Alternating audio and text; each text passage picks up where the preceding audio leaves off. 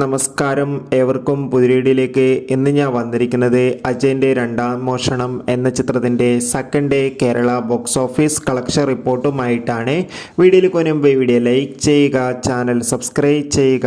ഈ വരുന്ന സെപ്റ്റംബർ മാസം ധാരാളം ചിത്രങ്ങൾ ഇനി അങ്ങോട്ട് OTT റിലീസ് ചെയ്യാൻ പോവുകയാണ്. നമ്മുടെ ചാനൽ ഭാഗം പരിശോധിച്ചാൽ നിങ്ങൾക്ക് കാണാൻ വേണ്ടി സാധിക്കുന്നതായിരിക്കും.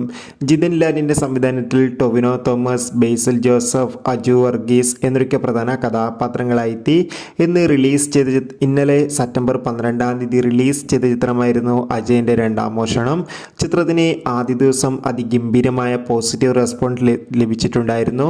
അതേ റെസ്പോൺസ് തന്നെയാണ് രണ്ടാം ദിവസം വന്നുകൊണ്ടിരിക്കുന്നത്. ഇപ്പോൾ നമുക്ക് കിട്ടുന്ന അപ്ഡേറ്റുകൾ പ്രകാരം ചിത്രത്തിന് രണ്ടാം ദിവസമായി ഇന്ന് വെള്ളിയാഴ്ച മികച്ചൊരു ബുക്കിംഗ് തന്നെയാണ് നടക്കുന്നത്. അതുകൊണ്ട് തന്നെ കേരളത്തിൽ നിന്ന് ഏകദേശം 2 കോടിക്കടുത്തെങ്കിലും കളക്ഷൻ ലഭിക്കുമെന്നാണ് ട്രാക്കിംഗ് റിപ്പോർട്ടുകൾ സൂചിപ്പിക്കുന്നത്. കാത്തിരിക്കാം ചിത്രത്തിൻ്റെ കൂടുതൽ കളക്ഷൻ റിപ്പോർട്ടിനായി.